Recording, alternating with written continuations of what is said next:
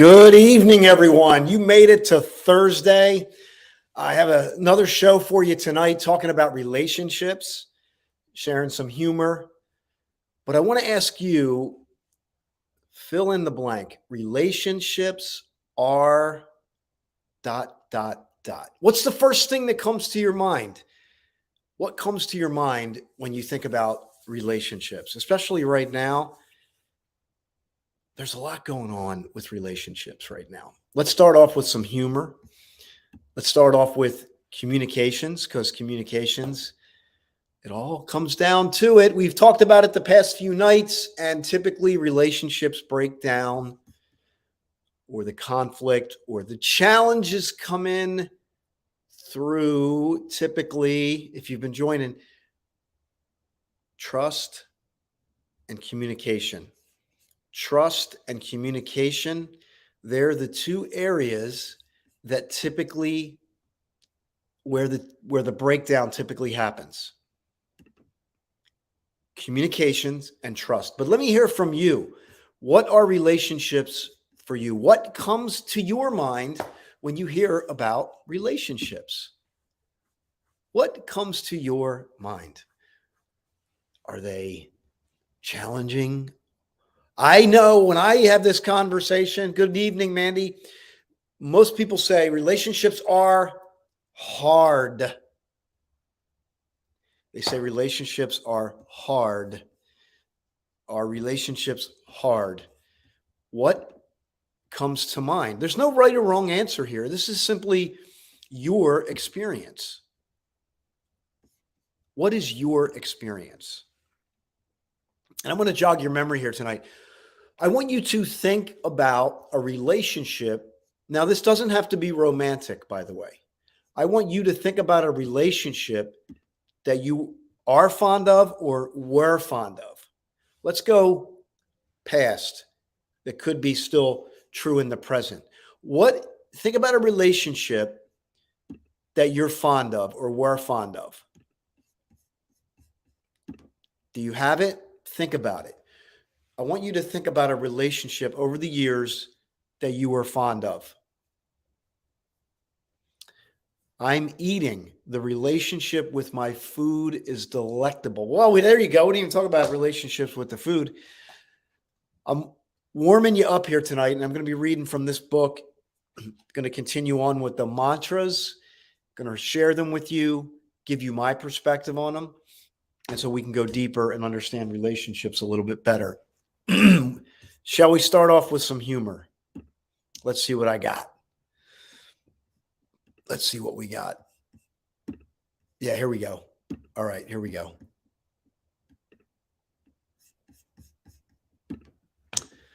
And this is a little humor for you. You spend too much time on that computer, Bobby. Can you email me your concerns? Do we have trouble connecting sometimes in relationships?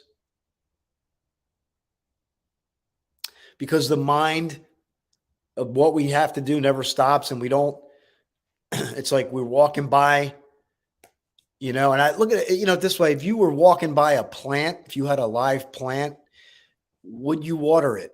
Would you engage with the plant? Would you give it sunlight?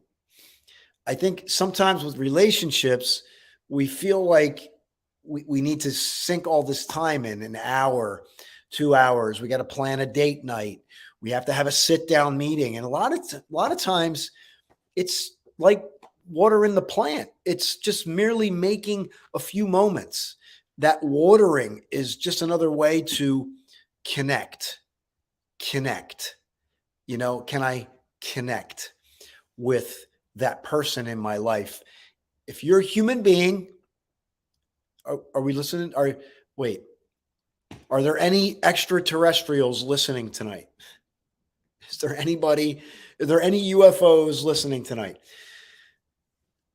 I joke, but here's the thing. Human beings tend to take things and people for granted over time. And I'm going to share with you out of this book. This book is like a stroke of genius. It's a emotional intelligence. And I'm I'm telling you, it's just been, even just sharing this and teaching this, it's had a profound impact on me, and it's helped me, impact my relationships. So let me jump in here.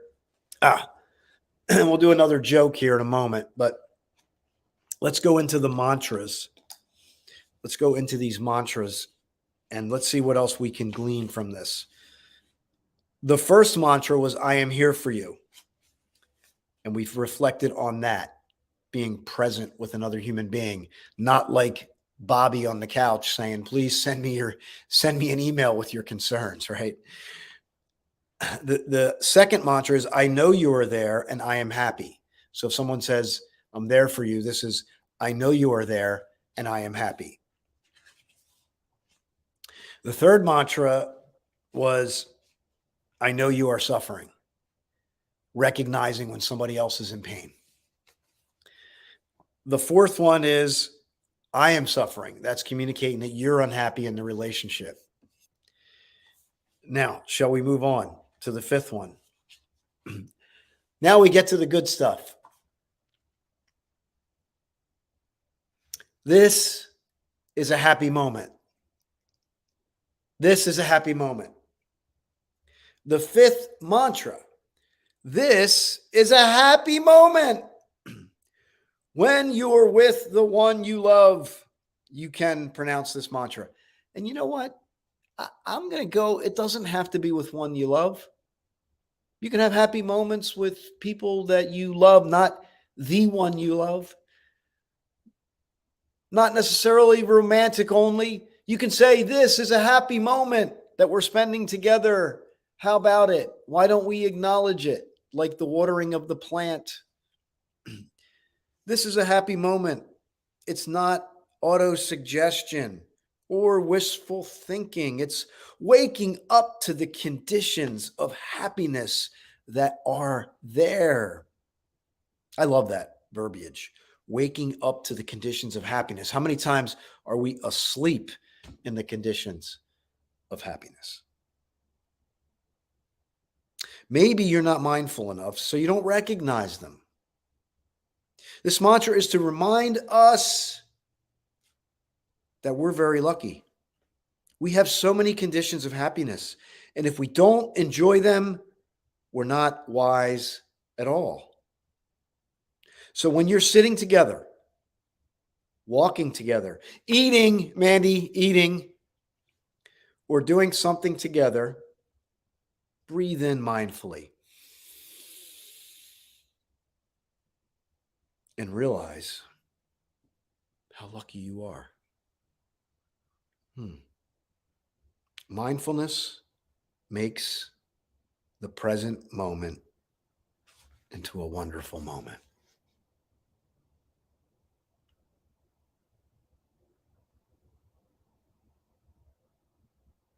Isn't it true?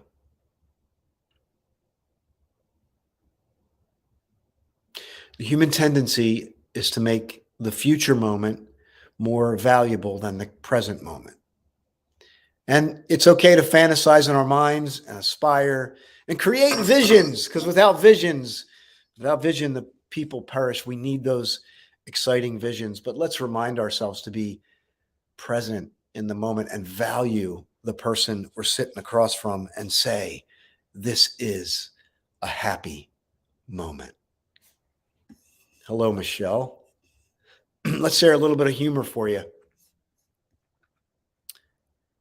This is an interview. And he says, the boss says, I see you majored in communication.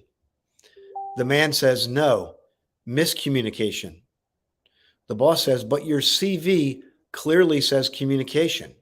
The man says, see? Boom, boom, psh. Oh, come on. Come on. Help me out here. Help me out here. All right. We'll go one more. This is really, really reaching. What is Thor's favorite method of communication? What is Thor's favorite method of communication? Why, it's the Norse code. All right. Should I do number 6 tonight or should we wait? Ooh, and we got love meditations in here. Ooh, I could read the love meditation. Let's go to number 6. Are you with me? Are you with me? It's not January anymore, but that's okay. It's always a good time for bells. Number 6 is this mantra: you are partly right. The 6th mantra: you are partly right. When someone congratulates you or criticizes you, you can use this mantra. Oh, I like this one. I have weakness in me, and I also have strengths. If you congratulate me, I shouldn't get lost and ignore that there are negative things in me. When we see the beautiful things in the other person, we tend to ignore the things that are not so beautiful. We are human after all, so we have both positive and negative things in us. So when your beloved one congratulates you and tells you that you are the very image of perfection, you say, you're partly right. You know that I have the other things in me also. In this way, you can retain your humility. You're not a victim of illusion because you know that you're not perfect. And when another person criticizes you, you can say, you are partly right. I like that. And I think when you're doing something great and somebody's acknowledging you, you could say you're partly right. You can have a laugh about that while you're acknowledging that. I really like that. And so these are the 6 mantras that we went through, and I think they're really powerful. And I think they don't work without mindfulness and the ability to increase our awareness and our presence in the moment, and to really ask what the moment requires of us. What does the moment require from us? So in the beginning, I asked you, relationships are ... Relationships are ... Fill in the blank. What comes to your mind? And then I also asked you to think about a relationship you were very fond of. Think about a relationship you were very fond of in the past. And I want to ask you, thanks, Michelle. Thank you. You love that thing. Well, Michelle, you're partly right. It's partly no.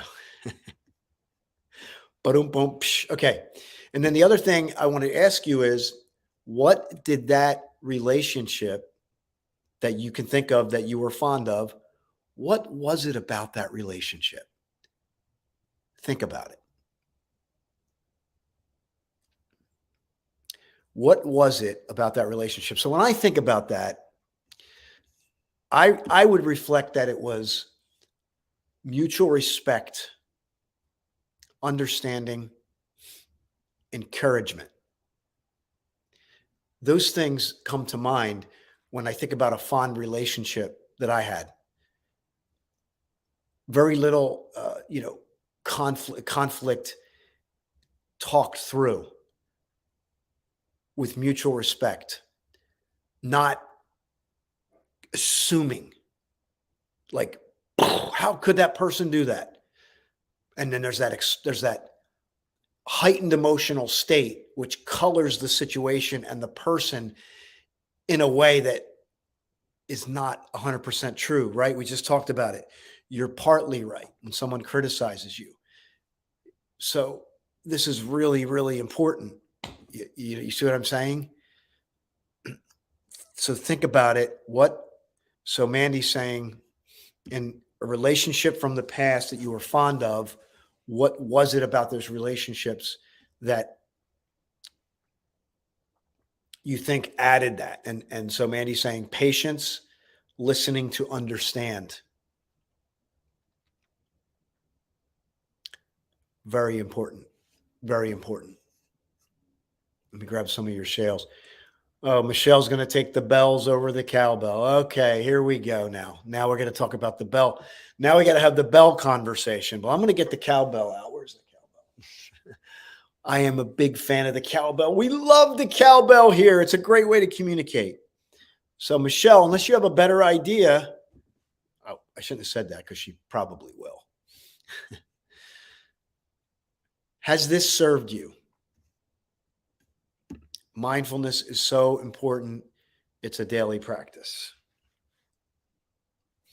It is a daily practice.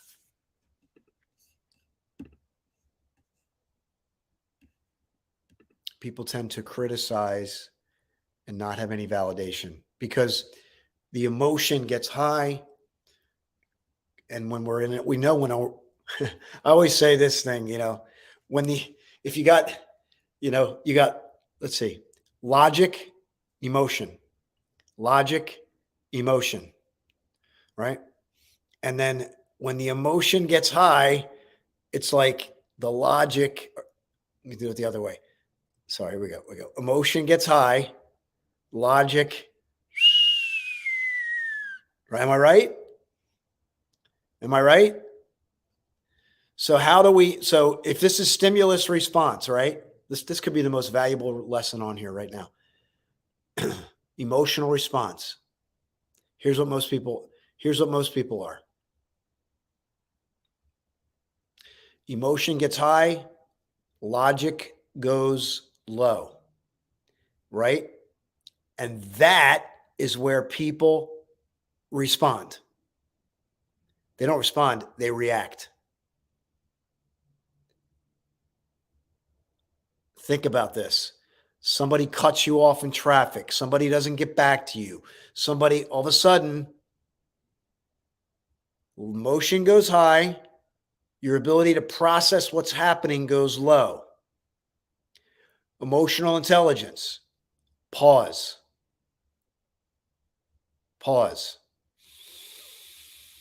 Mindful. Breath. Recalibrate. And then respond versus react. That is pure gold in communications. You do that, you will be beloved by people that you come in contact with. So powerful. Okay. Jenna wants to learn to pause. How about right now?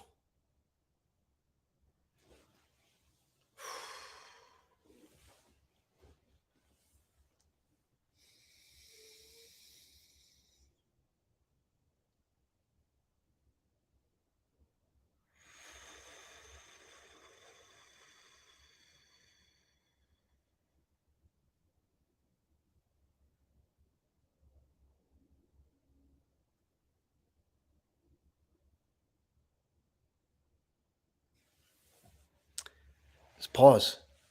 It's the power in the pause. Because most of us are living up here.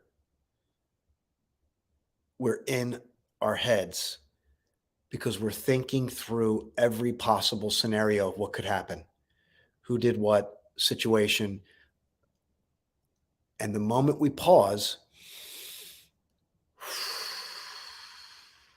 we go out of here and we become all sensing. We allow for the deeper sense to come through.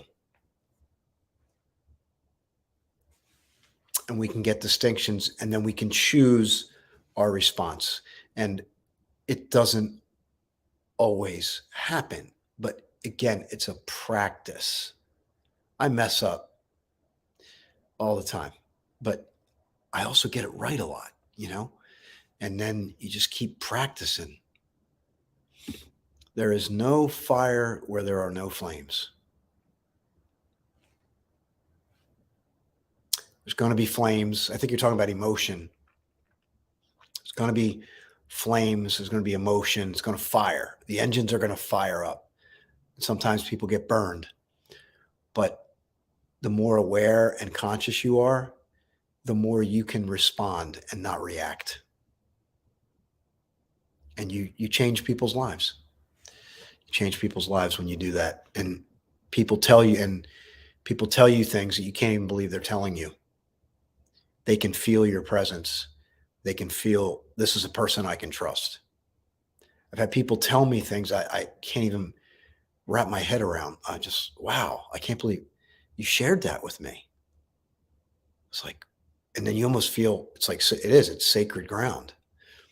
So it's very, very powerful. So everyone, I want to thank you for joining, whether you're live on the playback. I've made a decision to just stream most of my stuff on the public page because I want to scale my public page up. I want to reach new people with this information. I want people to be touched, and I want them to get greater perspective on their relationships. So Saturday, here we go. Saturday, we're going to be doing a relationship session called The Power of Pure Presence. Let me see if